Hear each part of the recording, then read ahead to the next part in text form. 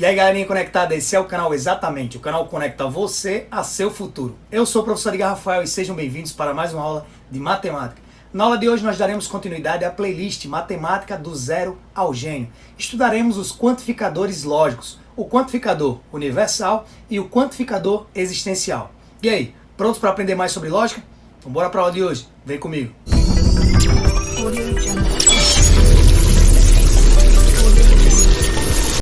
Nas aulas anteriores de raciocínio lógico, nós estudamos os conectivos lógicos, a conjunção, a disjunção, a implicação, a biimplicação e a disjunção exclusiva.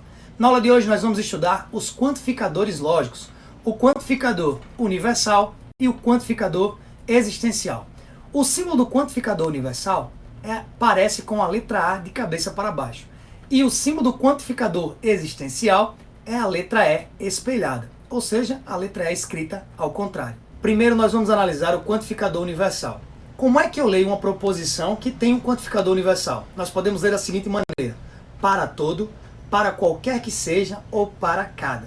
Vamos ver uma proposição e analisar isso. Vejam bem, a primeira proposição diz o seguinte: para todo x, 2 elevado a x é maior que zero. É assim que nós lemos um quantificador universal. Percebam aqui, ó. Aqui nós temos o quantificador universal que se refere a uma determinada letra. Então está dizendo, para qualquer que seja o x, toda vez que você fizer 2 elevado a x, vai dar maior que zero. Então vamos ver o valor lógico dessa proposição, se é verdadeira ou é falsa. Então, se é para todo x, vamos começar utilizando o elemento central dos números inteiros. Como assim, professor? Vamos lembrar aí. Os números inteiros são os números que têm o zero no centro, são os números positivos até o infinito e também os números negativos até menos infinito, beleza? Então esse é o conjunto dos números inteiros.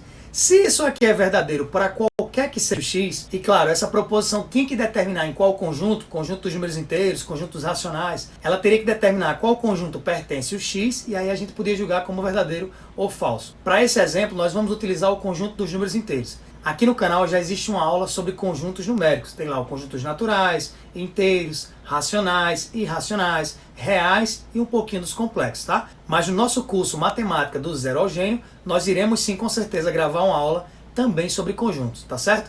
Então vejam só, vou utilizar o termo central aqui, o zero. Vai ficar assim, ó, 2 elevado a zero é igual a quanto? Nós sabemos um princípio matemático que todo número elevado a zero é igual a 1. Aí você diz, professor, nós podemos provar isso? Vamos analisar aqui, ó. Se eu pegar o 2 e dividir por 2, você sabe, um número dividido por ele mesmo vai dar 1. 2 dividido por 2 é 1. Agora vamos recordar de uma regrinha de potenciação. Sabemos que esse 2 que está no numerador, ele está elevado a 1. E que esse 2 que está no denominador também está elevado a 1. Lembre da trindade do 1, né? Todo número, qualquer que seja ele, está sempre multiplicado por 1. Ó. Uma vez x dá x. E também está elevado a 1. X elevado a 1 é x.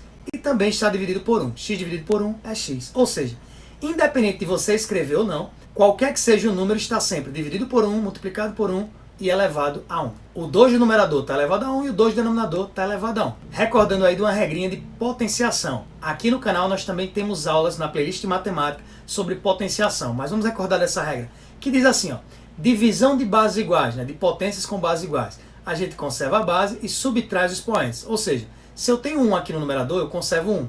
E o de baixo vai inverter o sinal. Se está mais, vai subir menos. Aí vai ficar assim, ó.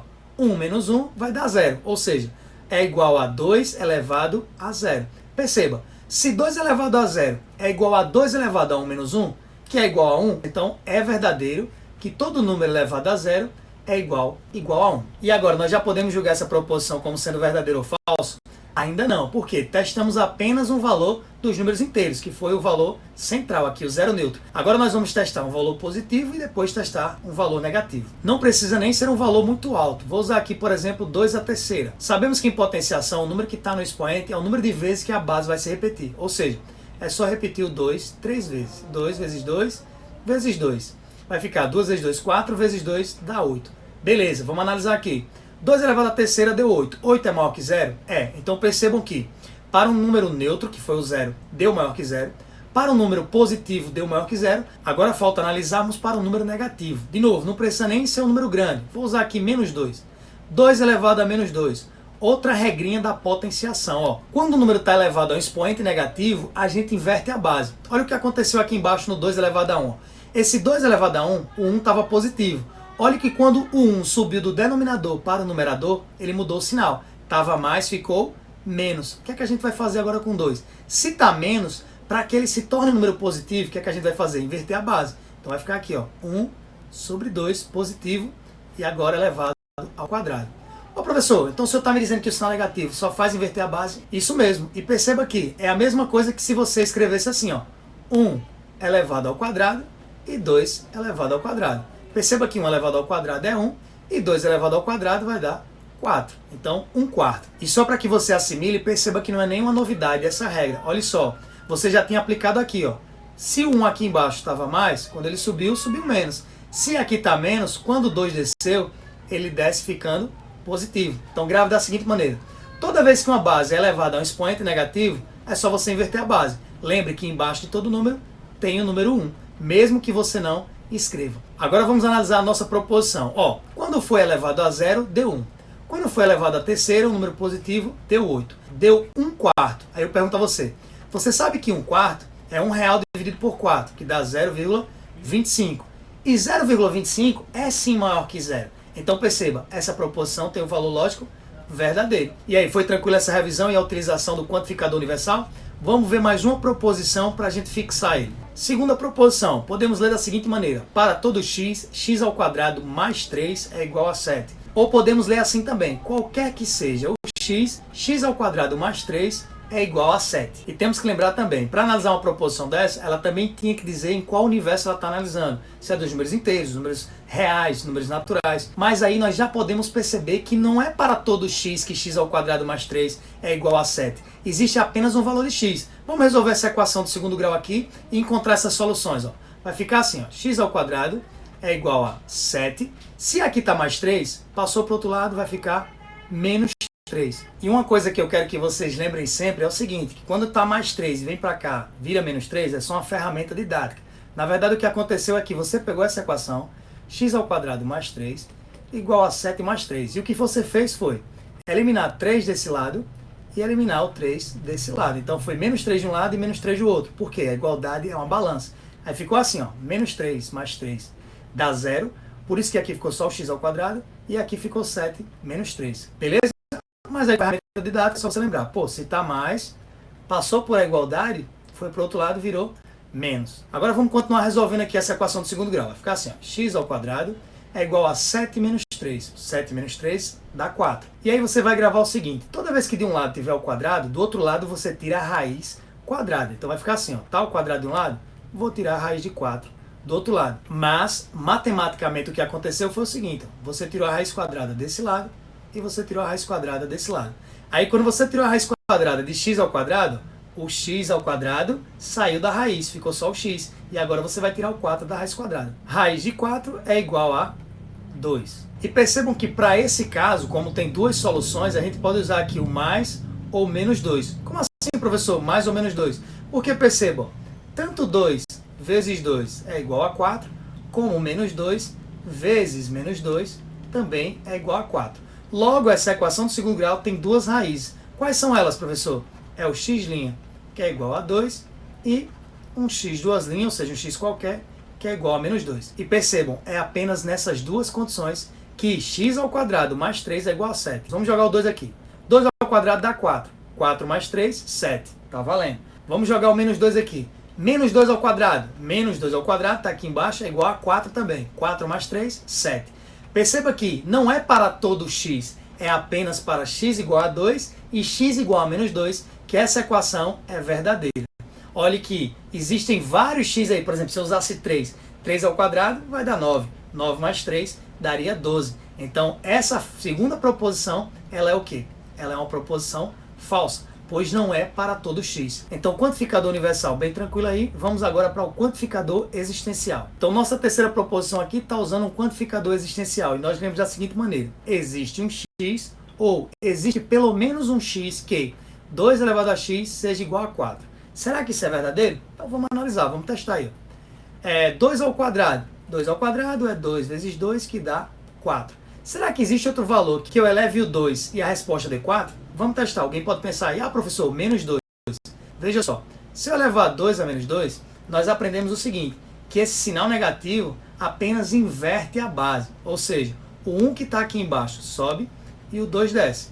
E aí a base ficou ao quadrado e nós sabemos que isso é o numerador ao quadrado, ou seja, 1 ao quadrado, e o denominador ao quadrado. 1 ao quadrado é 1 e 2 ao quadrado é 4. Isso aqui é 0,25. Logo, 2 elevado a menos 2 não é 4. Então veja, existe pelo menos um x, ou seja, há apenas um x em que 2 elevado a x seja igual a 4? Sim. Então essa proposição ela é verdadeira. E para fixar melhor, vamos analisar outra proposição. A proposição 4 diz o seguinte: existe pelo menos um x em que x ao quadrado mais 2 é igual a 4. Aí você já percebeu o seguinte, que se é uma equação quadrática, ela vai ter duas soluções. Ô professor, na equação do segundo grau, ocorre uma situação em que a raiz seja dupla? Sim, nós sabemos e também estudaremos em aulas posteriores aqui dessa playlist, Matemática do Zero ao Gênio, equação do segundo grau. Já existe aqui no canal também a aula sobre a equação do segundo grau. Mas vamos acordar aí uma coisa.